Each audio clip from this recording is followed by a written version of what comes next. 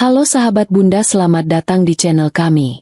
Di sini, kita akan berbagi cerita penuh emosi, mulai dari tawa hingga air mata. Dalam kisah-kisah yang terinspirasi dari pengalaman hidup nyata. Jangan lewatkan setiap cerita menyentuh yang akan membuat hati Anda terasa lebih hidup. Yuk, tekan tombol like dan subscribe sekarang juga. Saya doakan buat sahabat Bunda yang sudah like dan subscribe, semoga selalu dilancarkan rezeki dan segala urusannya, amin ya robbal alamin. Mari kita mulai perjalanan penuh makna ini bersama. Selamat menikmati kisah-kisah yang kami sajikan.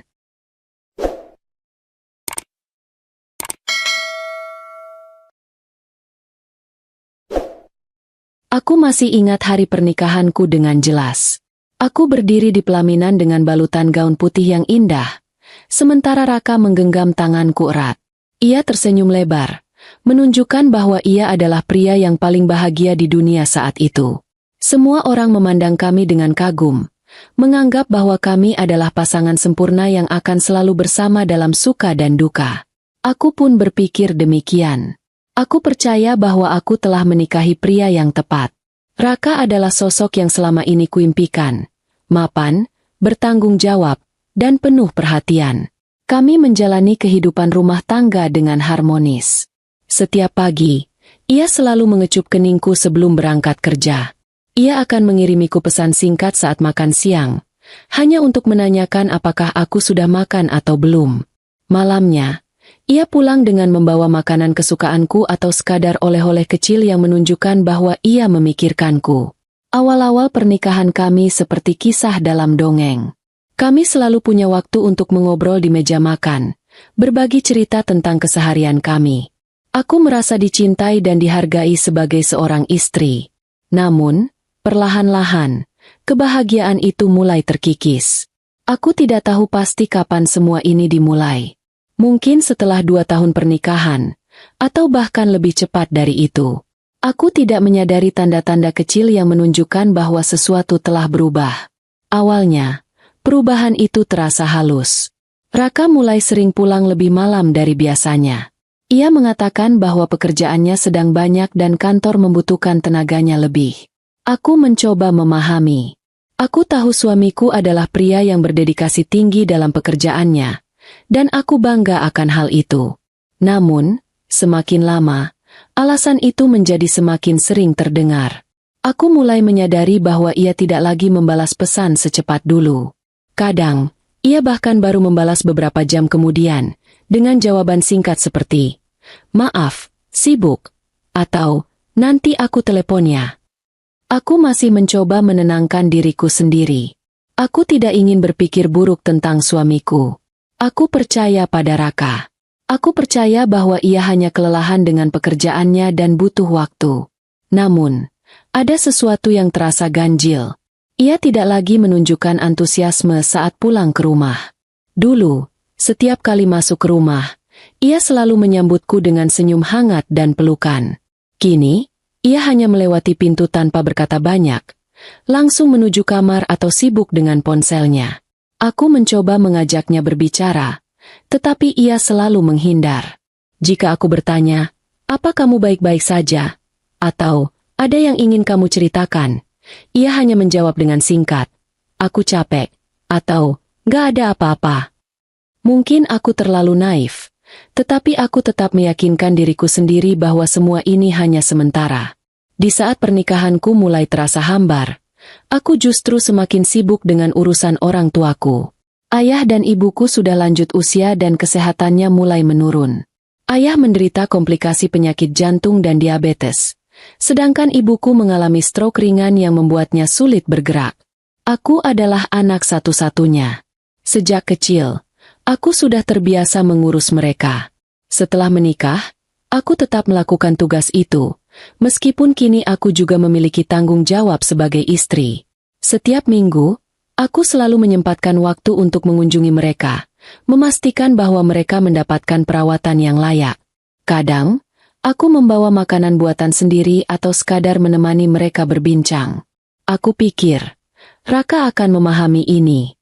Aku pikir, ia akan mendukungku sebagaimana seorang suami seharusnya.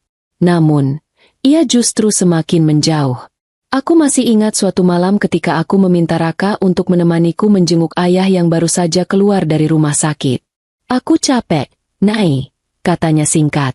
Aku cuma mau istirahat di rumah. Kamu pergi sendiri aja. Aku terdiam.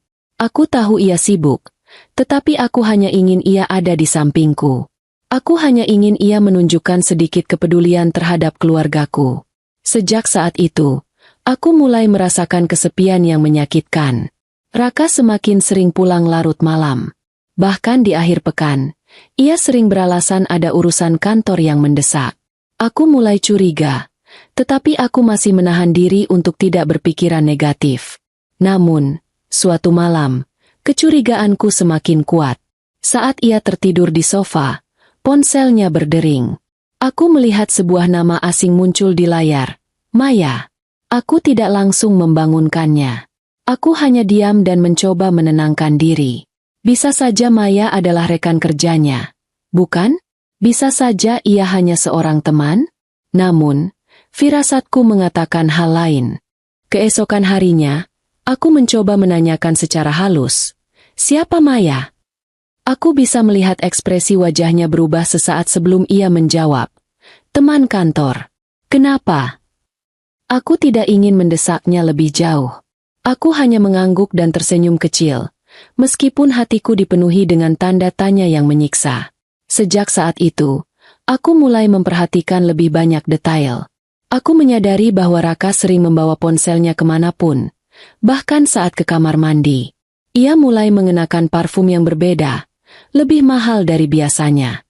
Ia juga mulai lebih memperhatikan penampilannya, sesuatu yang dulu tidak terlalu ia pedulikan. Aku ingin percaya bahwa aku hanya berlebihan. Aku ingin percaya bahwa semua ini hanya kebetulan. Tetapi hatiku berkata lain. Aku mulai merasa seperti orang asing di rumahku sendiri. Aku merasa ada dinding tak kasat mata yang memisahkanku dari suamiku.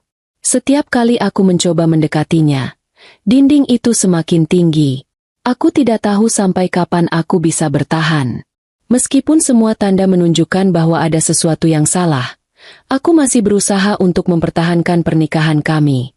Aku mulai mencoba lebih banyak berbicara dengannya, mencoba menghidupkan kembali kebersamaan kami yang dulu begitu indah. "Ayo kita liburan, hanya kita berdua," kataku suatu malam. "Mungkin kita butuh waktu untuk lebih dekat lagi." Namun, Raka hanya menggeleng. "Aku nggak bisa, kerjaan lagi banyak banget." Setiap upayaku untuk mendekatinya selalu ditolak. Kadang, aku bertanya-tanya, apakah aku yang terlalu berharap terlalu tinggi? Apakah aku yang terlalu naif dengan berpikir bahwa rumah tangga ini masih bisa diselamatkan? Aku terus meyakinkan diriku sendiri bahwa semuanya akan membaik. Aku percaya bahwa Raka hanya sedang lelah dan butuh waktu. Aku tidak tahu bahwa ini hanyalah awal dari kehancuran besar yang akan datang. Hingga akhirnya, aku harus menghadapi kenyataan paling menyakitkan dalam hidupku. Kenyataan bahwa aku akan kehilangan dua hal sekaligus. Kedua orang tuaku dan suami yang selama ini kucintai. Duka itu datang seperti badai yang tak terduga. Aku pikir aku masih punya banyak waktu, bahwa aku bisa terus merawat ayah dan ibu meski keadaannya semakin memburuk. Aku salah. Hari itu, pagi yang seharusnya seperti biasa, berubah menjadi mimpi buruk terbesarku. Aku baru saja selesai menyiapkan sarapan saat ponselku berdering. Dari layar, aku melihat nama yang begitu kukenal, Bu Siti, tetangga yang sering membantu merawat orang tuaku ketika aku tidak ada. "Naila, ayahmu." Suara Bu Siti terdengar bergetar di ujung telepon. Dunia seakan berhenti berputar. Aku menggenggam ponselku erat, merasakan napasku tercekat di tenggorokan. "Ada apa dengan ayah?" tanyaku dengan suara gemetar. "Beliau baru saja dilarikan ke rumah sakit. Jantungnya, Nai, tolong cepat datang." Aku tak sempat berpikir lama. Aku langsung mengambil tas dan kunci mobil, berlari menuju garasi dengan jantung berdegup kencang. Saat aku melewati ruang tamu, aku melihat Raka sedang duduk di sofa, sibuk dengan ponselnya. "Raka, ayahku masuk rumah sakit. Aku harus ke sana sekarang." Aku berharap ia akan ikut denganku, memberiku sedikit dukungan di saat-saat genting seperti ini. Namun, tanpa mengalihkan pandangan dari layar ponselnya, ia hanya menjawab datar. "Kamu hati-hati aja di jalan." Aku terdiam sejenak. Dalam situasi seperti ini, hanya itu yang bisa ia katakan? Tidak ada rasa khawatir. Tidak ada tanda bahwa ia akan mendampingiku? Tetapi aku tidak punya waktu untuk berdebat. Aku segera melesat keluar rumah dan mengemudi secepat mungkin menuju rumah sakit. Setibanya di rumah sakit, aku langsung berlari menuju ruang UGD. Bu Siti berdiri di luar. Wajahnya penuh kekhawatiran. Saat ia melihatku, ia segera menghampiri dan menggenggam tanganku erat. "Naila, kamu harus kuat," katanya lirih. Aku bisa merasakan lututku hampir lemas. Aku mencoba mengatur napas, mencoba menenangkan diriku sendiri.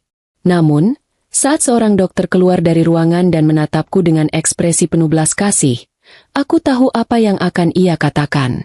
"Kami sudah berusaha semampu kami, tetapi ayah Anda tidak bisa bertahan." Dunia di sekelilingku runtuh. Aku terduduk di lantai rumah sakit. Air mataku mengalir tanpa bisa kuhentikan. Ayah, satu-satunya pria yang selalu melindungiku sejak kecil, telah pergi. Aku bahkan tidak ada di sisinya saat ia menghembuskan napas terakhirnya. Aku menatap tubuh ayah yang kini terbujur kaku di atas ranjang rumah sakit. Wajahnya tampak damai, seolah ia tertidur. Aku ingin memeluknya, ingin memanggil namanya dengan harapan ia akan membuka mata dan tersenyum padaku seperti dulu. Tetapi aku tahu, itu tidak akan terjadi. Aku menguatkan diri untuk mengurus pemakaman ayah. Aku berharap Raka akan datang, bahwa ia akan menemaniku di saat-saat sulit ini. Tetapi ia bahkan tidak muncul. Aku menghubunginya beberapa kali, tetapi panggilanku tidak dijawab. Ketika akhirnya ia membalas pesanku, isinya hanya satu kalimat singkat. "Aku sibuk. Nanti aku kesana kalau sempat." Hatiku semakin hancur. Aku pikir penderitaanku sudah mencapai puncaknya. Aku salah. 3 hari setelah pemakaman ayah, aku kembali ke rumah orang tuaku untuk menemani ibu. Sejak ayah pergi, kondisi ibu semakin menurun. Ia lebih banyak diam, tidak berbicara, hanya menatap kosong ke arah jendela. Aku duduk di sampingnya, menggenggam tangannya yang kini terasa semakin lemah. "Ibu, aku di sini," bisikku. Ibu menoleh perlahan. Matanya yang dulu penuh kasih kini terlihat redup dan sendu. Ia mengelus tanganku dengan lembut, tetapi tidak berkata apa-apa. Aku tahu, kepergian ayah terlalu berat baginya. Malam itu, aku tidur di kamar lama yang dulu sering kupakai saat masih tinggal di rumah ini. Aku tidak ingin meninggalkan ibu sendirian. Namun, pagi harinya, saat aku masuk ke kamarnya untuk membangunkannya, aku menemukannya sudah tidak bernapas. Tubuhnya masih berbaring dengan tenang di tempat tidur. Kedua tangannya terlipat di atas perut. Wajahnya tampak damai, seolah ia hanya tertidur. Tetapi aku tahu, ibu telah menyusul ayah. Aku berteriak histeris, mengguncang tubuhnya, berharap ia akan terbangun. Tetapi tidak ada jawaban. Tidak ada gerakan. Tidak ada napas. Dalam waktu kurang dari seminggu, aku kehilangan kedua orang tuaku. Duniaku benar-benar runtuh. Hari pemakaman ibu adalah hari terberat dalam hidupku. Aku berdiri di samping liang lahat. Tubuhku terasa lemas dan kepalaku berdenyut karena terlalu banyak menangis. Aku berusaha tegar, tetapi air mataku terus mengalir. Tetapi ada satu hal yang semakin menusuk hatiku. Raka tidak datang. Aku menatap ponselku berulang kali, berharap ia akan menghubungiku, berharap ia akan muncul di saat-saat seperti ini. Tetapi tidak ada tanda-tanda keberadaannya. Aku akhirnya menghubunginya, dan kali ini ia mengangkat teleponnya. "Raka, kamu di mana? Ini pemakaman ibuku." Suaraku bergetar. "Aku nggak bisa datang, Nai," jawabnya datar. "Aku ada urusan penting." Urusan penting? Lebih penting dari istrinya yang baru saja kehilangan kedua orang tuanya dalam waktu kurang dari seminggu? Aku tidak bisa berkata apa-apa lagi. Aku hanya menutup telepon dan menatap kosong ke depan. Aku tidak tahu harus merasa apa. Namun, rasa sakit yang kurasakan saat itu ternyata belum cukup. Karena setelah aku pulang ke rumah, aku mendapat kejutan lain yang jauh lebih kejam. Setelah pemakaman selesai, aku pulang ke rumah dengan tubuh yang nyaris tidak bertenaga. Aku hanya ingin beristirahat, mencoba menenangkan diri setelah kehilangan terbesar dalam hidupku. Namun, saat aku tiba di rumah, aku menemukan sebuah amplop di atas meja. Aku membuka amplop itu dengan tangan gemetar. Begitu aku melihat isinya, mataku membelalak. Surat cerai. Tanganku mencengkeram kertas itu erat. Aku bahkan tidak bisa memahami apa yang baru saja kubaca. Aku tidak percaya bahwa setelah semua yang terjadi, setelah aku kehilangan kedua orang tuaku, Raka memilih untuk menceraikanku. Aku berlari menuju kamar, menemukan koper dan beberapa barang pribadinya sudah tidak ada. Aku mencoba menghubunginya, tetapi tidak dijawab. Beberapa menit kemudian, sebuah pesan masuk di ponselku. Aku sudah lama ingin bilang ini. Aku nggak bisa lanjut lagi sama kamu. Aku sudah menemukan orang lain. Aku harap kamu mengerti. Aku membeku. Aku baru saja kehilangan ayah dan ibu. Aku masih dalam masa berkabung. Aku bahkan belum sempat memproses rasa kehilanganku. Dan sekarang, suamiku, satu-satunya orang yang kupikir akan tetap ada di sampingku, justru meninggalkanku. Dalam 1 minggu, aku kehilangan segalanya. Aku terduduk di lantai, meremas surat cerai itu dengan tangan gemetar. Air mataku sudah mengering, tidak ada lagi yang tersisa. Di dalam kepalaku, hanya ada satu hal yang terlintas. Aku tidak akan membiarkan ini berlalu begitu saja. Raka mungkin berpikir ia bisa meninggalkanku begitu saja setelah menghancurkan hidupku. Tetapi aku bersumpah, ia akan menyesali keputusannya seumur hidup. Aku terduduk di lantai kamar dengan surat cerai yang masih tergenggam erat di tanganku. Air mataku sudah mengering.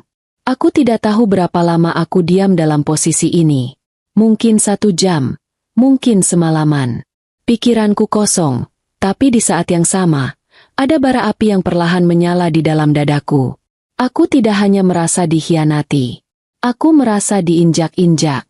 Raka meninggalkanku di saat aku berada di titik terendah dalam hidupku. Ia bahkan tidak memberi kesempatan bagiku untuk bernafas setelah kehilangan ayah dan ibu. Aku tidak akan membiarkan ini berakhir begitu saja. Raka akan merasakan karma. Ia akan menyesali semuanya. Hari-hari setelah Raka meninggalkanku terasa seperti mimpi buruk tanpa akhir. Aku terbangun di pagi hari dengan perasaan hampa, hanya untuk menghabiskan waktu dengan menatap kosong ke dinding. Aku tidak pergi bekerja, aku tidak makan dengan benar, dan aku tidak ingin berbicara dengan siapapun. Aku bahkan tidak ingin keluar rumah. Tetangga-tetanggaku mulai bertanya-tanya tentang keadaanku. Beberapa teman mencoba menghubungiku, tetapi aku tidak membalas pesan mereka. Aku hanya ingin sendiri. Rumah ini terasa begitu sepi tanpa kehadiran Raka, tanpa canda tawa ayah dan ibu. Dulu, meski aku tahu Raka mulai berubah, setidaknya ia masih ada di rumah. Masih ada suara langkahnya di malam hari, masih ada aroma parfumnya yang menyebar di ruang tamu. Sekarang, yang tersisa hanyalah kehampaan. Namun, di tengah kesedihan itu, ada satu hal yang terus berputar di pikiranku. Raka tidak bisa pergi begitu saja setelah semua yang ia lakukan padaku. Ia sudah mencuri kebahagiaanku, menghancurkan hidupku, dan memperlakukanku seperti tidak ada artinya. Aku tidak bisa membiarkannya bahagia dengan perempuan lain setelah semua ini. Aku harus bangkit. Aku harus membalas semua ini. Aku tahu aku tidak bisa melakukan apapun dalam kondisiku yang sekarang. Aku terlalu lemah, terlalu rapuh. Jadi, aku memutuskan untuk berubah. Aku mulai memaksa diriku untuk bangun lebih awal, membersihkan rumah, dan merawat diriku sendiri. Aku kembali bekerja setelah cuti panjang. Aku tahu aku harus berdiri di atas kakiku sendiri, karena sekarang aku tidak punya siapa-siapa lagi untuk diandalkan. Aku juga mulai pergi ke gym, sesuatu yang tidak pernah kulakukan sebelumnya. Aku ingin menjadi lebih kuat, tidak hanya secara fisik tetapi juga mental. Setiap kali aku merasa lelah, aku mengingat wajah Raka dan perempuan yang telah menggantikanku. Aku tidak tahu siapa dia, Tetapi aku yakin Raka pasti meninggalkanku demi seseorang yang baru. Aku juga mulai mencari tahu tentang kehidupan Raka sekarang. Aku tidak bisa hanya duduk diam dan membiarkan dia menikmati hidupnya setelah menghancurkan hidupku. Beberapa minggu setelah aku kembali bekerja, aku akhirnya menemukan sesuatu. Seorang teman lamaku, Karin, mengajakku bertemu di sebuah kafe. Ia tampak ragu-ragu saat membuka pembicaraan, tetapi akhirnya ia mengatakannya juga. Nai, aku sebenarnya sudah lama ingin memberitahu kamu sesuatu, tapi aku takut kamu belum siap. Aku menatapnya dengan serius. Apa itu? Karin menarik napas dalam. Aku melihat Raka beberapa kali bersama seorang wanita. Awalnya aku pikir itu hanya rekan kerja, tapi mereka terlihat terlalu mesra untuk hanya sebatas teman. Aku merasakan jantungku berdebar kencang. Meski aku sudah menduga ini, mendengarnya langsung dari seseorang tetap membuat dadaku terasa sesak. Siapa dia? Tanyaku dengan suara pelan tapi penuh tekad. Namanya Maya. Aku tidak tahu banyak tentang dia, tapi dari yang kudengar, dia adalah salah satu kolega Raka di kantor. Maya. Nama itu terasa begitu familiar. Aku teringat malam saat aku melihat nama itu di layar ponsel Raka, saat aku masih berusaha menepis semua kecurigaanku. Ternyata aku tidak salah. Apa mereka sudah lama bersama? Tanyaku, berusaha menahan emosiku. Karin mengangguk pelan. Dari yang kudengar sebelum ibumu meninggal, mereka sudah sering terlihat bersama. Hatiku mencelos. Jadi, saat aku berjuang merawat ayah dan ibu, saat aku terpuruk karena kehilangan mereka, Raka sudah bersenang-senang dengan perempuan lain? Aku mengepalkan tangan. Aku tidak akan tinggal diam. Aku menghabiskan beberapa hari untuk mengumpulkan informasi tentang Maya. Aku ingin tahu siapa dia, bagaimana latar belakangnya, dan apa yang membuat Raka memilihnya. Aku menemukan akun media sosialnya dengan mudah. Maya adalah seorang wanita yang cukup menarik, dengan penampilan yang terawat dan gaya hidup mewah. Dari unggahannya, aku bisa melihat bahwa ia sering bepergian ke tempat-tempat mahal, makan di restoran kelas atas, dan memakai barang-barang bermerek. Dugaanku benar. Maya bukan hanya sekadar teman kerja Raka. Mereka sudah menjalin hubungan sejak lama, mungkin bahkan saat aku masih menjadi istri yang setia. Melihat fotonya membuat darahku mendidih. Aku ingin menghancurkan mereka berdua. Aku ingin Raka merasakan sakit yang berkali-kali lipat dari apa yang ia berikan padaku. Aku tahu aku tidak bisa bertindak gegabah. Aku harus menyusun rencana dengan hati-hati. Aku tidak hanya ingin membalas dendam dengan cara biasa. Aku ingin Raka benar-benar kehilangan segalanya. Sama seperti aku kehilangan segalanya karena dia. Aku mulai merancang rencana balas dendamku. Langkah pertama, menjadi lebih dekat dengan orang-orang di sekitar Raka. Aku mulai berinteraksi dengan beberapa teman kantornya melalui media sosial, berpura-pura bahwa aku sudah move on dan hanya ingin tetap menjaga hubungan baik. Langkah kedua, menggali kelemahan Maya. Aku mulai mencari tahu lebih dalam tentang Maya. Aku ingin tahu apakah dia benar-benar mencintai Raka atau hanya mengincar sesuatu darinya. Jika ia hanya menginginkan harta, maka aku bisa memanfaatkan itu. Langkah ketiga, menyerang di saat yang tepat. Aku tidak akan terburu-buru. Aku akan menunggu sampai saat yang paling tepat untuk menghancurkan Raka dan Maya dalam satu pukulan. Aku bukan lagi Naila yang lemah dan rapuh. Aku bukan lagi wanita yang akan menangis karena dikhianati. Aku akan membuat Raka menyesali semua yang telah ia lakukan. Aku akan membuktikan bahwa ia tidak bisa lari dari karma. Dan saat hari itu tiba, aku akan berdiri di sana, menyaksikannya jatuh dan hancur seperti yang telah ia lakukan padaku. Dendam bukanlah sesuatu yang bisa dilakukan secara tergesa-gesa. Aku tahu, jika aku ingin benar-benar membuat Raka merasakan penderitaan yang setimpal, aku harus bersabar dan merencanakannya dengan sangat hati-hati. Hari-hari berlalu, dan aku terus mengumpulkan informasi tentang kehidupan Raka dan Maya. Aku menyusup ke lingkaran sosial mereka secara perlahan, menggunakan koneksi yang masih kumiliki di kantor Raka dan media sosial mereka sebagai alat utama. Aku sudah menemukan beberapa celah yang bisa kugunakan, dan aku siap melancarkan aksiku sedikit demi sedikit.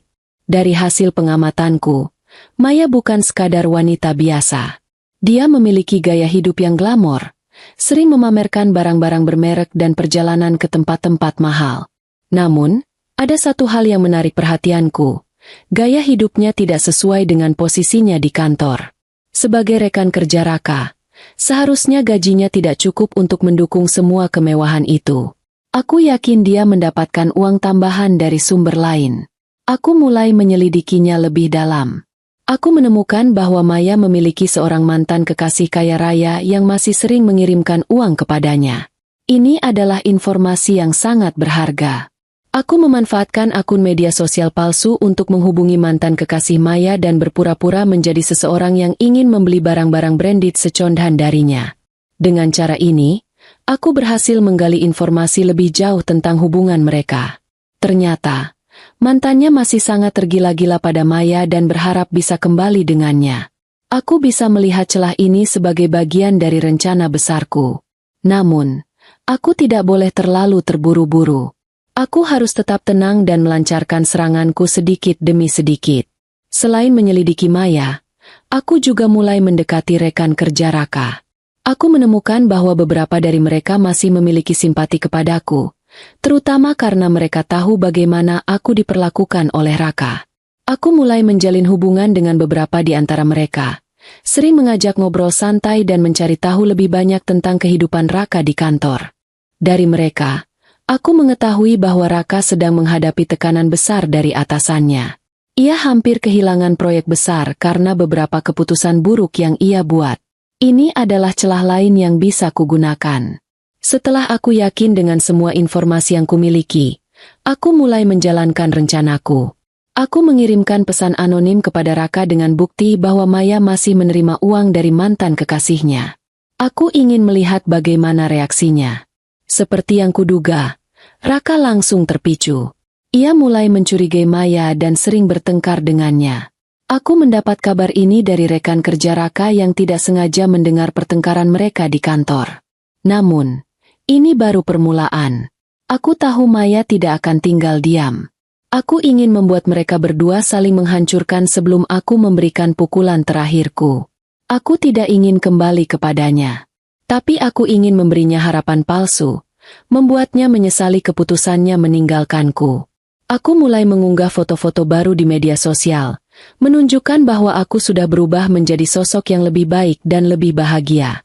Aku ingin Raka melihat bahwa aku tidak hancur setelah ia meninggalkanku. Dan benar saja, setelah beberapa minggu, aku menerima pesan dari nomor yang sangat kukenal. Raka. Hai, Nai. Apa kabar? Aku tersenyum sinis. Ular berbisa ini akhirnya mulai kembali. Aku membiarkannya menunggu beberapa jam sebelum aku membalas dengan santai. Aku. Baik, Raka. Kenapa? Raka. Aku cuma pengen tahu kabar kamu. Aku lihat kamu makin cantik sekarang. Aku hampir tertawa membaca pesannya. Tentu saja, sekarang aku lebih cantik, tanpa beban dan tanpa pria pengkhianat sepertimu. Namun, aku tetap menjaga nada netral dalam percakapanku. Aku ingin dia percaya bahwa aku masih memiliki sedikit perasaan untuknya. Aku membiarkan percakapan ini berjalan selama beberapa minggu, memberikan sedikit harapan kepadanya. Aku tahu Maya pasti akan mulai curiga jika melihat Raka semakin sering menghubungiku. Dan benar saja, aku mendapatkan kabar bahwa hubungan mereka semakin renggang. Saat aku merasa waktunya tepat, aku mulai melancarkan serangan terakhir kepada Maya. Aku menghubungi mantan kekasih Maya dengan akun palsu dan mengirimkan bukti bahwa Maya telah berselingkuh dengan Raka sambil tetap menerima uang darinya. Seperti yang kuduga, mantan kekasih Maya murka. Ia menghentikan semua dukungan keuangan dan bahkan mengungkapkan hal ini kepada rekan-rekan Maya. Maya panik. Ia tidak hanya kehilangan sumber keuangannya, tetapi juga kehilangan kredibilitasnya di kantor. Raka, yang sudah terpengaruh oleh semua keraguan yang kutanamkan, akhirnya memilih untuk mengakhiri hubungannya dengan Maya. Kini, Maya tidak hanya kehilangan Raka, tetapi juga kehilangan stabilitas keuangan yang selama ini menopangnya. Aku belum selesai. Aku ingin memastikan bahwa Raka benar-benar merasakan kejatuhan yang sebanding dengan penderitaan yang ia berikan kepadaku. Aku menggunakan informasi dari rekan-rekan kerjanya untuk membuat laporan anonim kepada atasannya tentang kecerobohan yang telah ia lakukan dalam proyek besar yang sedang ditangani. Karena reputasinya sudah buruk setelah berbagai masalah pribadi yang mulai terdengar di kantor, Raka akhirnya kehilangan pekerjaannya. Kini, ia tidak hanya kehilangan Maya, tetapi juga kehilangan pekerjaannya. Dulu, dia meninggalkanku di saat aku berada di titik terendah dalam hidupku. Sekarang, dia merasakan hal yang sama. Beberapa minggu kemudian, aku menerima pesan dari Raka lagi. Kali ini nadanya berbeda. Raka, Nay, aku menyesal. Aku nggak tahu harus bagaimana sekarang. Aku menatap layar ponselku lama. Dulu, mungkin aku akan menangis jika membaca pesan seperti ini. Tapi sekarang, aku hanya merasa puas. Aku tidak membalasnya. Raka telah mendapatkan karmanya. Ia telah kehilangan segalanya, seperti aku dulu. Kini, aku bisa melanjutkan hidupku dengan tenang, tanpa rasa sakit yang terus menghantuiku. Dendamku telah terbalaskan. Hari demi hari berlalu, dan aku semakin menikmati hasil dari rencana yang telah kususun dengan matang. Raka telah kehilangan segalanya. Maya tak lagi menjadi sosok yang angkuh dengan kehidupan glamornya.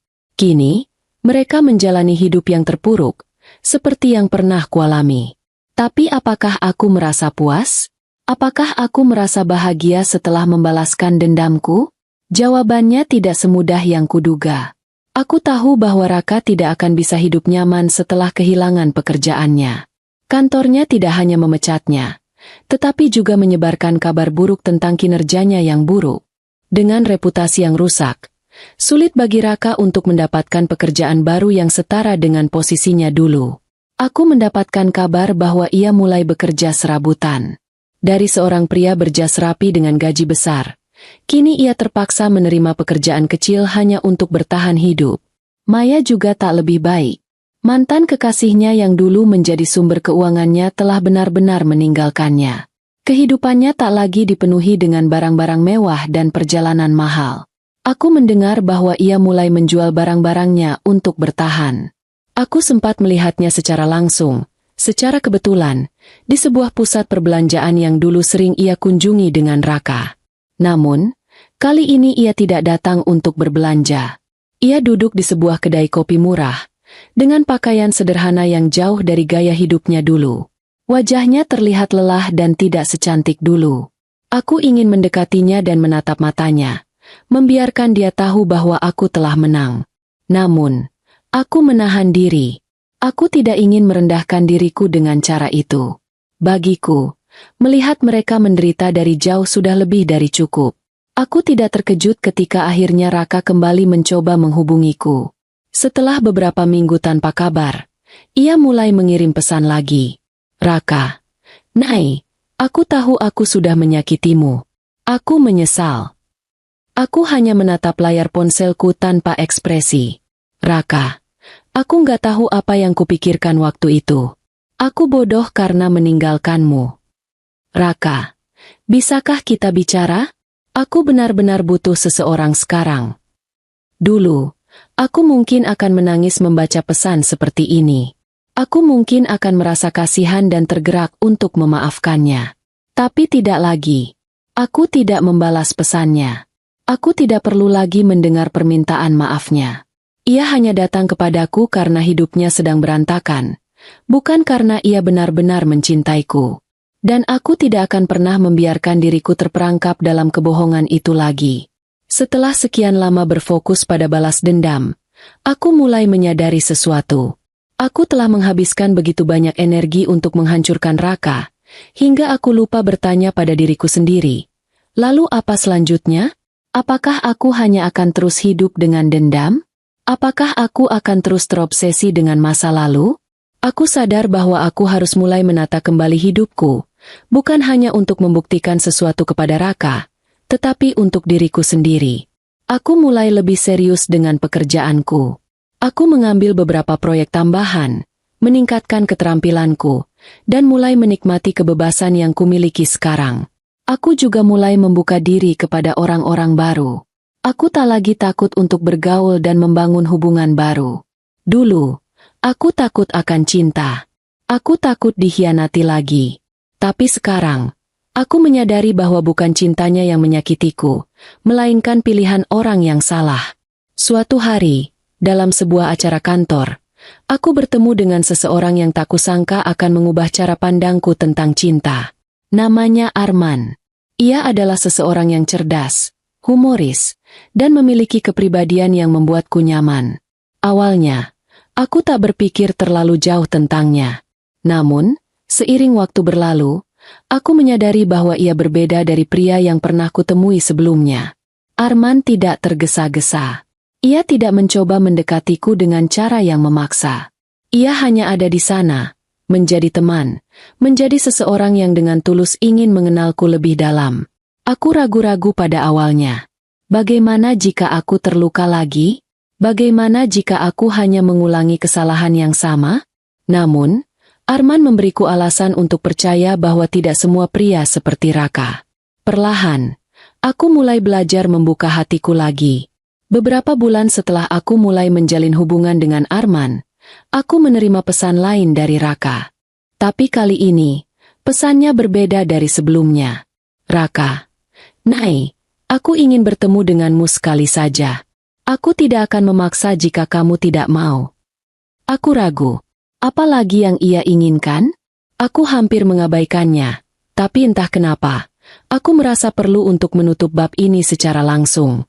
Aku pun setuju untuk bertemu dengannya. Tetapi aku menentukan tempat dan waktu yang nyaman bagiku. Ketika aku tiba di tempat pertemuan, aku hampir tidak mengenali Raka. Ia bukan lagi pria yang pernah menjadi suamiku. Wajahnya tampak lebih tua, penuh kelelahan dan tekanan. "Terima kasih sudah mau bertemu denganku," katanya dengan suara pelan. Aku hanya mengangguk. Aku tidak akan memohon agar kamu menerimaku kembali. Aku tahu aku sudah menghancurkan segalanya, katanya sambil menunduk. Aku hanya ingin mengatakan bahwa aku benar-benar menyesal. Aku tetap diam, membiarkan dia berbicara. Aku pikir aku bisa hidup lebih baik tanpamu, Nai. Aku pikir aku bisa menemukan kebahagiaan dengan Maya. Tapi aku salah. Aku tidak menunjukkan emosi apapun. Aku kehilangan segalanya. Dan aku tahu ini adalah akibat dari kesalahanku sendiri. Aku menarik napas dalam. Jadi, apa yang kamu harapkan dari pertemuan ini, Raka? Aku hanya ingin kamu tahu bahwa aku menyesal. Itu saja. Aku menatapnya untuk beberapa saat sebelum akhirnya berkata, "Raka, aku sudah melepaskanmu. Dan aku harap kamu bisa belajar dari semua ini." Ia menatapku dengan ekspresi penuh penyesalan. "Apakah kamu bahagia sekarang?" Aku tersenyum tipis. "Ya, aku bahagia." Dan itu adalah jawaban yang tulus. Aku berdiri dan meninggalkannya di sana, tanpa rasa sakit atau dendam di hatiku. Aku tidak lagi membutuhkan balas dendam untuk merasa puas. Aku telah mendapatkan hidupku kembali. Dan itu adalah kemenangan yang sebenarnya. Setelah pertemuanku dengan Raka, aku merasakan sesuatu yang berbeda dalam diriku.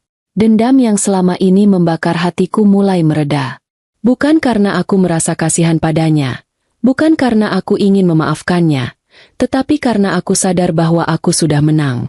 Kemenangan bukan berarti melihat orang yang menyakitiku menderita. Kemenangan adalah ketika aku bisa melanjutkan hidup tanpa terbebani oleh masa lalu. Dan aku tahu, inilah saatnya aku benar-benar melepaskan semuanya. Hari-hari setelah pertemuanku dengan Raka, aku mulai lebih fokus pada hidupku sendiri. Aku tidak lagi mengecek kabarnya, tidak lagi mencari tahu bagaimana keadaan Maya, dan tidak lagi menyimpan dendam di dalam hati. Aku menyadari bahwa selama ini, meskipun aku telah membalas mereka, aku masih saja menghabiskan waktuku untuk memikirkan mereka. Itu artinya, aku belum sepenuhnya bebas. Aku ingin kebebasan itu. Aku ingin benar-benar melepaskan mereka dari pikiranku. Maka aku mulai mengisi hariku dengan hal-hal yang lebih berarti. Aku mengambil kelas tambahan untuk meningkatkan keterampilan profesionalku. Aku bergabung dengan komunitas baru dan mulai menjalin lebih banyak pertemanan. Aku bahkan mulai menjelajahi hobi-hobi yang selama ini kutinggalkan, seperti melukis dan menulis. Dulu, Raka sering meremehkan impianku untuk menulis buku. Ia selalu berkata bahwa itu hanya buang-buang waktu. Tapi sekarang, tidak ada lagi yang bisa menahanku. Aku mulai menulis, bukan tentang kisah dendamku, tetapi tentang perjalanan seorang wanita yang menemukan kembali dirinya setelah dikhianati. Dan menulis terasa seperti terapi bagiku. Setiap kata yang kutulis membawaku lebih jauh dari masa lalu, membantuku memahami bahwa aku adalah orang yang lebih kuat sekarang. Sementara itu, hubunganku dengan Arman semakin berkembang. Ia adalah pria yang penuh kesabaran, dan itu adalah sesuatu yang kubutuhkan. Ia tidak memaksaku untuk terburu-buru. Ia tidak pernah bertanya tentang masa laluku, kecuali aku sendiri yang membagikannya. Aku ingin kamu nyaman denganku, Nai, katanya suatu hari. Aku tahu kamu pernah terluka, dan aku tidak akan pernah memaksa kamu untuk melupakan itu. Aku hanya ingin kamu tahu bahwa aku di sini. Dan perlahan, aku mulai mempercayainya. Aku mulai menerima bahwa tidak semua pria sama seperti Raka. Aku mulai memahami bahwa cinta yang sehat bukan tentang ketergantungan atau rasa takut kehilangan, melainkan tentang kebebasan dan kepercayaan. Dengan Arman, aku tidak merasa perlu berpura-pura menjadi seseorang yang bukan diriku. Aku bisa menjadi diriku sendiri, dan itu terasa membebaskan. Suatu hari, aku menerima email yang mengubah arah hidupku. Sebuah perusahaan besar di luar kota menawarkan posisinya kepadaku. Ini adalah kesempatan yang luar biasa, gaji lebih tinggi, lingkungan kerja lebih baik, dan yang paling penting, sebuah awal yang benar-benar baru. Namun, keputusan ini tidak mudah bagiku. Jika aku menerimanya, itu berarti aku harus meninggalkan segala yang sudah kukenal, termasuk Arman. Aku merenung selama beberapa hari, mencoba menimbang semua kemungkinan. Akhirnya, aku memutuskan untuk membicarakannya dengan Arman. Aku ingin kamu mengejar apa yang membuatmu bahagia, Nai, katanya saat aku mengungkapkan keraguanku. Kalau itu berarti kamu harus pergi, aku tidak akan menahanmu. Aku menatapnya, mencari tanda-tanda bahwa ia hanya berkata begitu untuk membuatku merasa nyaman. Namun, yang kutemukan hanyalah ketulusan. Aku takut kehilanganmu. Aku akhirnya mengakuinya. Arman tersenyum. Kalau memang kita ditakdirkan bersama, jarak tidak akan menjadi masalah. Jawabannya membuatku semakin yakin bahwa ia berbeda dari Raka. Dengan hati mantap, aku menerima tawaran itu. Sebelum aku meninggalkan kota ini, ada satu hal terakhir yang ingin kulakukan. Aku ingin mengunjungi makam orang tuaku. Hari itu, aku datang ke pemakaman sendirian. Aku membawa bunga kesukaan ibuku dan duduk di depan nisan mereka. Ayah, Ibu, aku akan pergi ke tempat baru, kataku pelan. Aku tidak tahu apakah ini keputusan yang benar, tapi aku ingin mencoba. Aku menghela napas. Dulu aku sangat marah karena aku merasa kehilangan segalanya sekaligus. Aku kehilangan kalian, lalu aku kehilangan pernikahanku. Aku merasa hidup ini tidak adil. Aku menunduk, membiarkan air mata jatuh. Tapi sekarang aku mengerti bahwa kehilangan bukanlah akhir dari segalanya. Kehilangan hanyalah bagian dari perjalanan. Dan aku memilih untuk tidak terjebak di dalamnya. Aku menyentuh batu nisan itu dengan lembut. Aku akan selalu merindukan kalian. Tapi aku janji, aku akan hidup dengan baik. Aku tidak akan membiarkan diriku hancur lagi. Dan untuk pertama kalinya sejak kehilangan mereka, aku benar-benar merasa damai. Hari keberangkatanku tiba. Aku melihat keluar jendela taksi yang membawaku ke bandara, memperhatikan kota yang telah menjadi saksi dari semua luka dan kebangkitanku. Aku tidak akan pernah melupakan apa yang terjadi di sini. Aku tidak akan pernah melupakan rasa sakit yang kutanggung atau dendam yang pernah membakar hatiku. Namun, aku juga tidak akan membiarkan semua itu mendefinisikan siapa aku.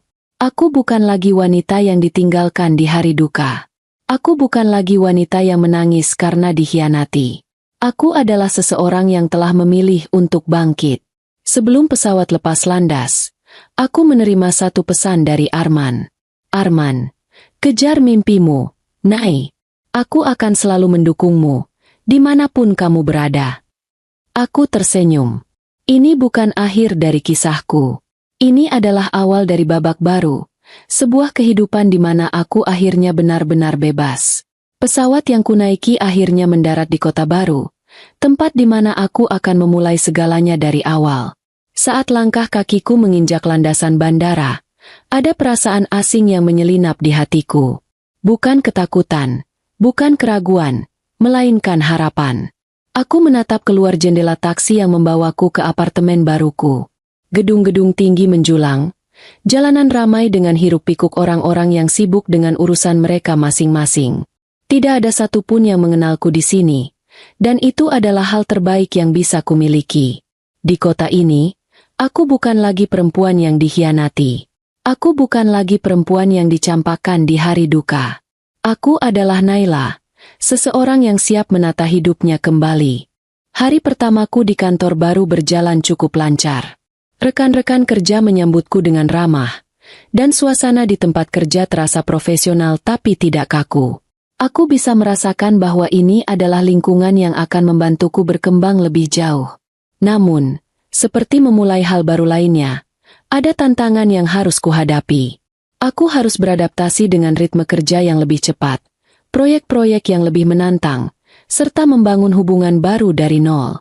Terkadang, di malam hari saat aku sendirian di apartemen, aku merasakan kesepian itu kembali menyusup. Tidak ada lagi keluarga yang bisa kuandalkan. Tidak ada lagi rumah yang terasa seperti rumah.